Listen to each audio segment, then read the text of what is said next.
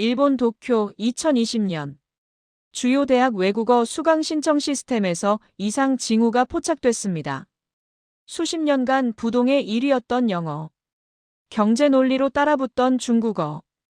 그 두 언어가 동시에 주춤하는 사이 전혀 예상치 못한 선택지 하나가 급부상했습니다. 한국어였습니다. 와세다 케이오 도쿄대 명문 대학 한국어 강좌에 정원 초과 사태가 발생했습니다. 추첨제 전환, 교재 품절, 대기자 명단. 단순한 문화 유행치고는 뭔가 달랐습니다. 이 현상을 가장 먼저 포착한 인물이 있었습니다. 프랑스 출신 언어정책 분석가. 그는 한국을 믿지 않았던 사람이었습니다. 그런 그가 데이터 앞에서 멈춰섰습니다. 숫자가 말하기 시작했기 때문입니다. 왜 하필 한국어였을까요? 저는 알렉산드르 로랑입니다. 프랑스 파리에서 태어나 언어 정책을 연구해온 분석가죠. 2019년 당시 도쿄의 한 국제교육연구기관에서 유럽과 동아시아 외국어 정책을 비교 분석하고 있었습니다. 그리고 저는 한국을 믿지 않았습니다. 2019년 11월 어느 날이었습니다. 일본 주요 대학 외국어 수강 신청 데이터가 제 책상 위에 올라왔습니다. 정기 보고서였죠. 별 생각 없이 펼쳤습니다. 그런데 이상했습니다. 한국어 수강 신청 증가율, 전년 대비 38%. 와세다 대학 한국어 초급반, 정원 120명의 지원자 203명. 게이오 대학 추첨제 전환. 도쿄 외국어 대학 교재 2주 만에 품절. 저는 코웃음 쳤습니다. K-팝이겠거니 했습니다. 방탄소년단인가 뭔가 하는 그룹 때문이겠죠. 일시적 유행. 6개월이면 식을 겁니다. 저는 그렇게 단정했습니다. 하지만 제 동료 연구원 한 명이 조심스럽게 물었습니다. 로랑 박사님, 그런데 이거 좀 이상하지 않습니까? 작년에도 K-팝은 있었는데 왜 올해만 이렇게 몰릴까요? 저는 대답했습니다. 유행은 원래 그런 겁니다. 갑자기 오고 갑자기 가는 거죠. 그런데 그가 다른 자료를 하나 더 꺼냈습니다. 2019년 상반기 중도 이탈률 비교표였습니다. 영어 초급 과정 중도 포기율 23%, 중국어 초급 과정 중도 포기율 31%, 한국어 초급 과정 중도 포기율 9%. 저는 그 숫자를 다시 봤습니다. 9%라고요? 네, 박사님. 그리고 이거 보세요. 한국어 초급 이수자 중 중급 과정 진학률 74%입니다. 제 손이 멈췄습니다. 유행이라면 이럴 수가 없었습니다. 유행 언어는 시작은 화려하지만 유지가 안 됩니다. 쉽게 시작하고 쉽게 그만두죠. 그런데 한국어는 정반대였습니다. 시작도 많고 유지율도 높고 심지어 다음 단계로 넘어가는 비율까지 높았습니다. 저는 그날 밤 잠을 잘 수 없었습니다. 뭔가 제가 놓친 게 있었습니다. K-팝만으로는 설명이 안 됐습니다. 이건 다른 이유가 있었습니다. 저는 제 편견을 인정해야 했습니다. 파리에서 아시아 언어를 배울 때부터 저는 배웠습니다. 아시아 언어는 문화 연구 대상일 뿐이다. 세계 질서를 움직이는 언어는 영어, 프랑스어, 독일어다. 한국은 더욱 그랬습니다.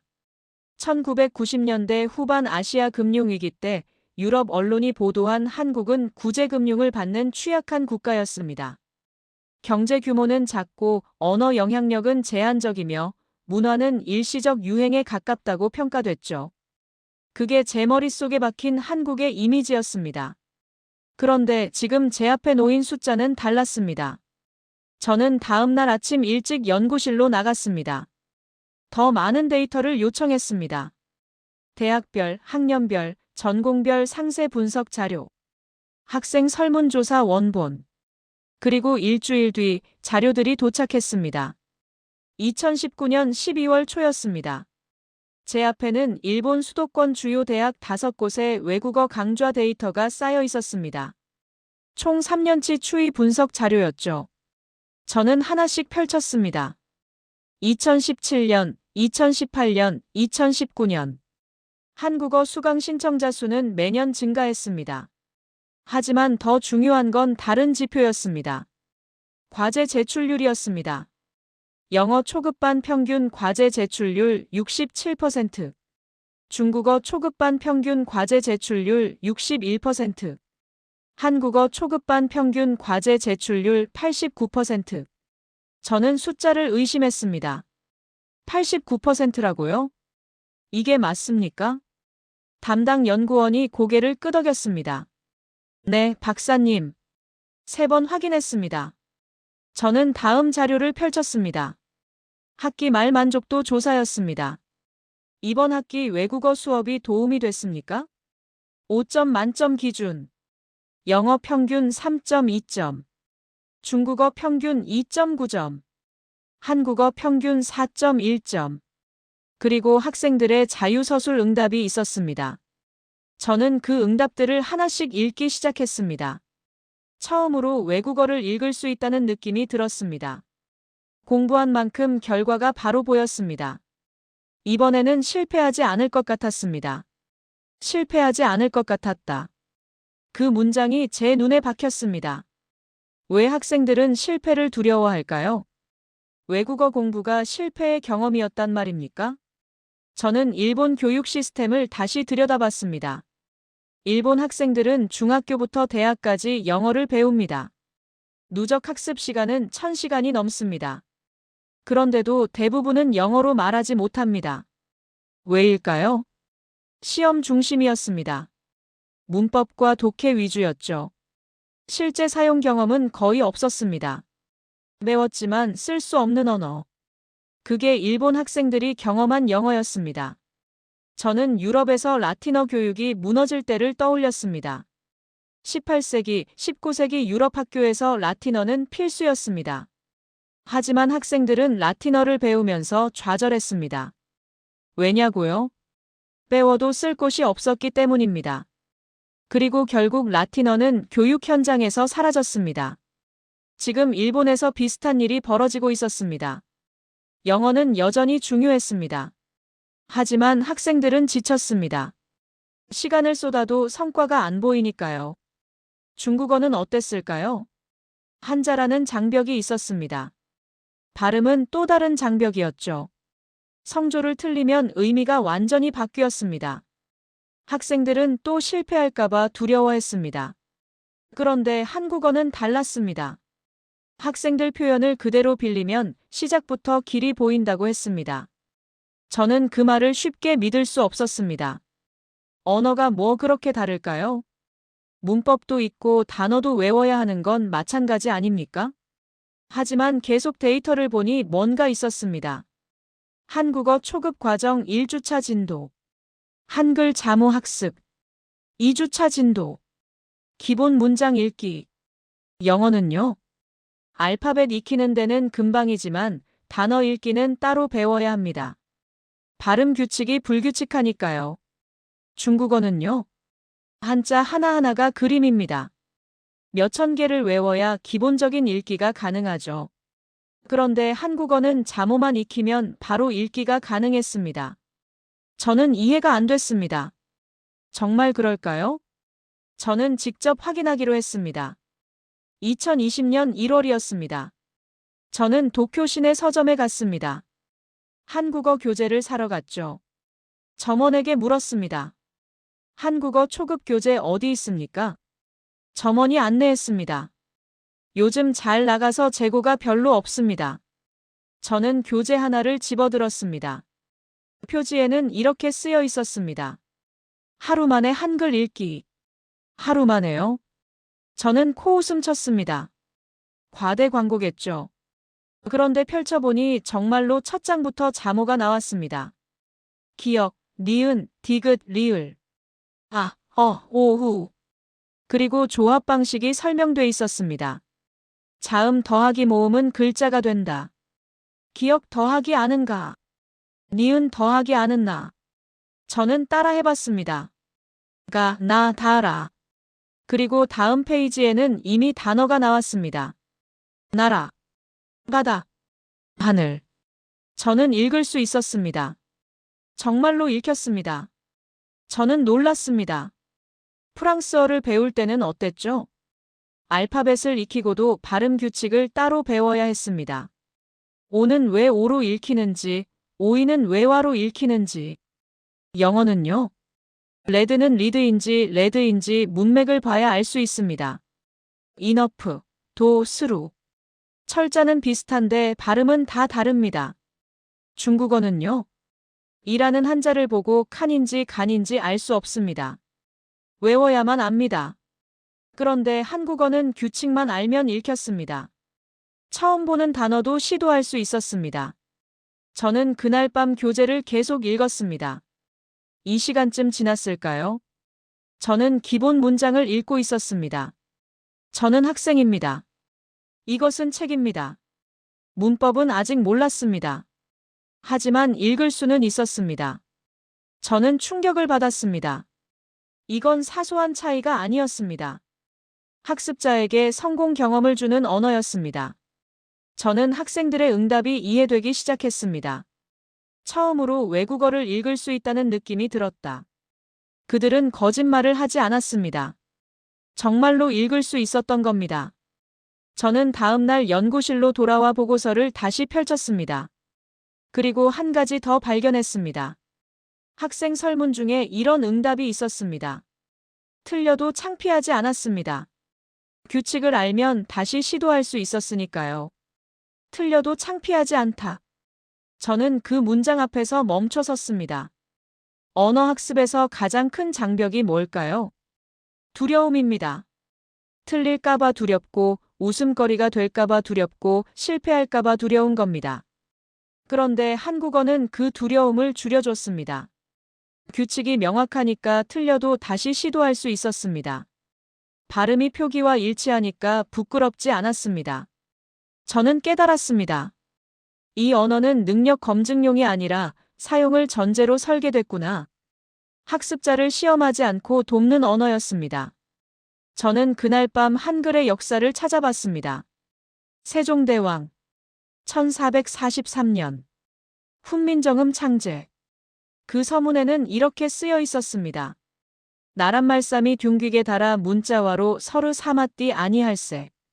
이런 전차로 어린 백성이 이르고자 할 빼이셔도 마침내 제 뜻을 능히 펴지 못할 놈이 하니라.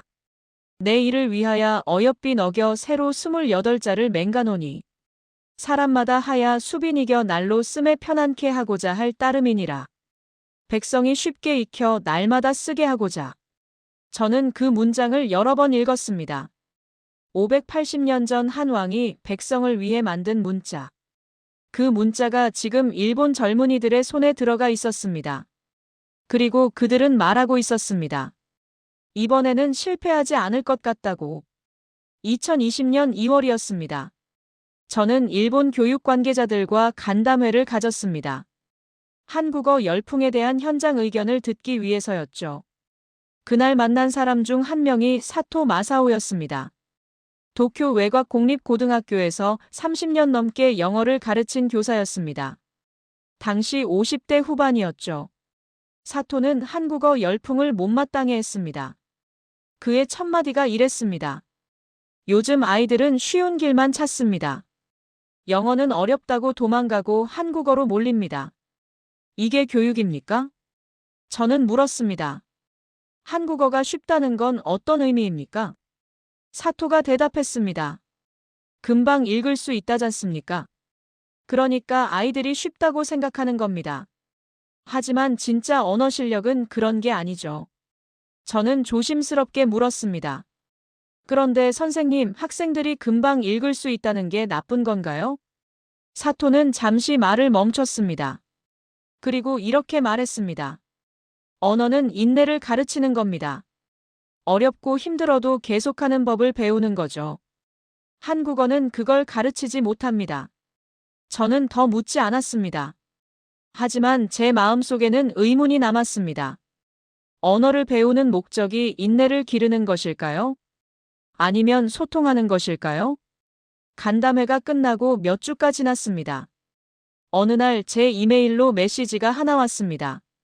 사토 마사오였습니다. 로랑 박사님, 할 말이 있습니다. 시간 되시면 만날 수 있을까요? 저는 그를 만났습니다. 그의 표정은 간담회 때와 달랐습니다. 뭔가 혼란스러워 보였죠. 사토가 말했습니다. 제 딸이 한국어를 배우고 있습니다. 대학교 2학년인데 작년부터 시작했죠. 저는 반대했습니다. 영어나 제대로 하라고 했습니다. 그런데 딸아이가 계속하더군요. 그리고 며칠 전 딸이 한국어 교재를 들고 왔습니다. 아빠, 이거 좀 봐. 이상하지 않아?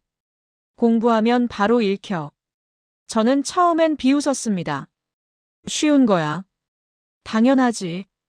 그런데 호기심이 생겼습니다. 정말 그렇게 쉬운가? 그래서 직접 교재를 펼쳤습니다. 사토는 말을 이어갔습니다. 저는 30년 동안 영어를 가르쳤습니다. 알파벳도 가르치고 발음도 가르치고 문법도 가르쳤죠. 하지만 한글을 보는 순간 알았습니다. 이건 다릅니다. 저는 물었습니다. 뭐가 다릅니까? 사토가 대답했습니다. 구조가 다릅니다. 영어 알파벳은 26개지만 그걸로 단어를 읽으려면 별도로 규칙을 배워야 합니다. 캣은 왜 캣인지, 케이크는 왜 케이크인지 학생들은 외웁니다. 그런데 한글은 조합입니다. 자음과 모음을 조합하면 글자가 됩니다. 그 규칙만 알면 모든 글자를 읽을 수 있습니다. 처음 보는 단어도 읽을 수 있습니다. 저는 그걸 깨달았을 때 충격을 받았습니다. 사토의 목소리에는 당혹감이 섞여 있었습니다. 저는 30년 동안 학생들에게 영어를 강요했습니다. 어렵고 힘들어도 참으라고 했습니다. 그게 배움이라고 생각했으니까요. 그런데 한글을 보고 나니 생각이 바뀌었습니다. 어려운 게 꼭 좋은 건 아니구나. 학생들에게 필요한 건 성공 경험이구나. 저는 사토를 바라봤습니다. 그는 교사로서의 신념이 흔들리고 있었습니다. 그리고 그 흔들림은 정직했습니다. 사토가 말을 이었습니다. 로랑 박사님, 저는 아직도 영어가 중요하다고 생각합니다. 하지만 이제는 압니다. 학생들이 한국어를 선택하는 건 도피가 아닙니다. 합리적 선택입니다. 그들은 실패하지 않을 언어를 찾고 있었던 겁니다. 저는 연구실로 돌아와 한글의 구조를 더 깊이 파고들었습니다. 언어학 서적을 뒤졌습니다. 의문론, 문자론, 표기체계. 그리고 발견했습니다. 한글은 자질 문자라는 특이한 구조를 가지고 있었습니다. 자음의 모양이 발음기관을 본떴습니다. 기역은 혓뿌리가 목구멍을 막는 모양. 니은은 혀끝이 윗잇몸에 닿는 모양. 미음은 입술을 담은 모양. 모음도 마찬가지였습니다. 이는 사람, 은은 땅, 오는 하늘. 철학이 담긴 설계였습니다. 하지만 더 중요한 건 다른 것이었습니다. 발음과 표기의 일치도였습니다. 한글은 쓴 대로 읽히고 들은 대로 쓸 수 있습니다. 예외가 거의 없습니다. 영어는요? 나이트는 나이트로 읽히지만 K는 묵음입니다. 도, 스루, 소트. 비슷해 보이지만 발음이 다 다릅니다. 프랑스어는요? 보는 보로 읽히지만 철자는 5글자입니다. 마지막 3글자는 소리가 안 납니다. 중국어는요? 같은 한자도 맥락에 따라 발음이 바뀝니다. 하지만 한글은 달랐습니다. 학습자를 배신하지 않는 문자였습니다. 저는 학생들의 말이 다시 떠올랐습니다. 틀려도 창피하지 않았습니다. 규칙을 알면 다시 시도할 수 있었으니까요. 맞습니다. 한글은 학습자에게 존엄을 지켜줬습니다. 틀려도 괜찮았습니다. 규칙대로 하면 됐으니까요. 실수해도 부끄럽지 않았습니다. 다시 읽으면 됐으니까요. 이건 단순한 편의성이 아니었습니다. 학습자를 존중하는 설계였습니다. 저는 2020년 3월 내부 회의에서 발표했습니다. 일본 대학의 한국어 선택 증가는 일시적 유행이 아닙니다. 구조적 변화의 시작입니다. 동료들이 물었습니다. 무슨 근거로 그렇게 말합니까? 저는 대답했습니다. 한글이라는 문자 때문입니다. 이 문자는 학습자를 시험하지 않습니다. 돕습니다. 영어는 학습자에게 묻습니다. 너 이 단어 발음 아니? 모르면 틀린 거야. 중국어는 학습자에게 요구합니다. 이 한자 외웠어? 안 외우면 읽을 수 없어. 하지만 한글은 학습자에게 말합니다. 규칙을 알려줄게. 그럼 너 스스로 읽을 수 있어. 회의실이 조용해졌습니다. 한 동료가 조심스럽게 물었습니다. 그럼 박사님, 한글이 영어나 중국어보다 우월하다는 말씀입니까? 저는 고개를 저었습니다. 우월하다는 게 아닙니다. 목적이 다르다는 겁니다. 영어는 세계 공용어로 발전했습니다. 역사적 우연과 정치적 힘이 만든 결과죠. 중국어는 오랜 역사와 거대한 인구를 가졌습니다. 문화적 깊이가 있습니다. 하지만 한글은 처음부터 다른 목적으로 만들어졌습니다. 백성이 쉽게 배워 쓰도록. 그 목적이 지금 효과를 발휘하고 있는 겁니다. 저는 한국을 다시 보기 시작했습니다. 경제 지표를 봤습니다. GDP 세계 10위권, 반도체, 조선, 자동차, 군사력을 봤습니다. 징병제 유지, 첨단 무기 개발. 하지만 그게 다가 아니었습니다. 문화였습니다. K-팝, 드라마, 영화. 전 세계가 한국 콘텐츠를 소비하고 있었습니다. 그리고 그 기반에 한글이 있었습니다. 저는 깨달았습니다. 한국은 크게 외치지 않았습니다. 증명하려 애쓰지도 않았습니다. 그저 사람이 쓰기 편한 도구를 만들었습니다. 580년 전에 그 도구가 지금 세계로 퍼지고 있었습니다. 저는 1990년대 제 편견이 부끄러웠습니다. 아시아 금융위기 때 한국을 취약한 나라로 봤던 제 자신이 창피했습니다. 한국은 무너지지 않았습니다. 오히려 일어섰습니다. 그리고 조용히, 그러나 확실하게 영향력을 키워왔습니다. 2020년 여름이었습니다. 저는 파리에 있는 옛 동료에게 이메일을 보냈습니다. 한국어를 배워보는 게 어떻겠냐고. 동료는 웃으며 답장했습니다. 로랑, 자네 K-팝 팬이 됐나? 저는 대답했습니다. 아니, 그게 아니야. 한글이라는 문자를 보면 언어의 본질을 이해하게 돼. 동료는 다시 물었습니다. 언어의 본질이라니? 저는 이렇게 썼습니다. 언어는 힘을 과시하는 도구가 아니야. 사람을 연결하는 도구지. 한글은 그걸 가장 잘 보여주는 문자야. 580년 전 한 왕이 백성을 생각하며 만든 문자. 그 마음이 지금도 살아있어. 그래서 사람들이 선택하는 거야. 동료는 답장하지 않았습니다.